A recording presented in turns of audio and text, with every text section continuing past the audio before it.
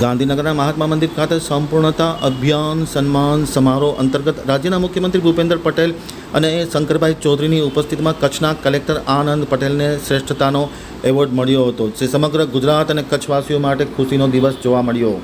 હવે છે ગાંધીનગર આમતક ન્યૂઝ બ્યુરોનો એક વિસ્તૃત અહેવાલ. આજે સવારે 12:30 કલાકે સેમિનાર હોલ 4 મહાત્મા મંદિર ગાંધીનગર ખાતે સંપૂર્ણતા અભિયાન સન્માન સમારોહનું આયોજન કરવામાં આવ્યું હતું. રાજ્યકક્ષાના આ સંપૂર્ણતા અભિયાન સમારોહમાં રાજ્યના મુખ્યમંત્રી ભૂપેન્દ્ર પટેલ સહિતના મહાનુભાવો ખાસ ઉપસ્થિત હતા. તેમની ઉપસ્થિતિમાં દીપ પ્રાગટ્ય કરી અને આ કાર્યક્રમ ખુલ્લો મૂકવામાં આવ્યો હતો. કાર્યક્રમની સૌથી વિશેષતા એ હતી કે આજે કચ્છ માટે સમગ્ર સોનેરી દિવસ છે અને સત્યનો વિજય થાય છે એ વાતની પણ કચ્છવાસીઓએ આજે આ સન્માન સમારોહ દરમિયાન પ્રતીતિ કરી હતી. સંપૂર્ણતા અભિયાન સન્માન સમારોહમાં ખાસ કરીને કચ્છના કલેક્ટર આનંદ પટેલને શ્રેષ્ઠ એવોર્ડ મળ્યો હતો. રાજ્યના મુખ્યમંત્રી ભૂપેન્દ્ર પટેલે તેમને શ્રેષ્ઠ એવોર્ડ એનાયત કર્યો હતો. અત્રે ઉલ્લેખનીય છે કે અગાઉ આનંદ પટેલ કચ્છના તત્કાલીન આસિસ્ટન્ટ કલેક્ટર હતા. ત્યારબાદ તેઓ રાજકોટના મ્યુનિસિપલ કમિશનર તરીકે પણ પ્રસ્થાપિત થયા હતા. ભરૂચમાં તેઓ ડીડીઓ તરીકે પ્રસ્થાપિત હતા.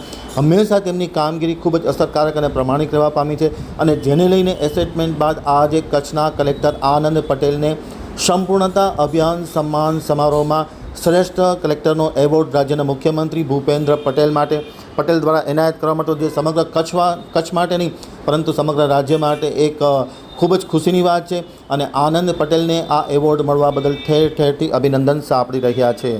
કાર્યક્રમમાં વિધાનસભાના અધ્યક્ષ શંકરભાઈ ચૌધરી, M.K. દાસ, પંકજકુમાર, અવંતિકા સિંહ સહિતના મહાનુભાવો આ પ્રસંગે ખાસ ઉપસ્થિત રહ્યા હતા. તમામની ઉપસ્થિતિમાં આનંદ પટેલે આ ગૌરવશાળી એવોર્ડ સ્વીકાર્યો.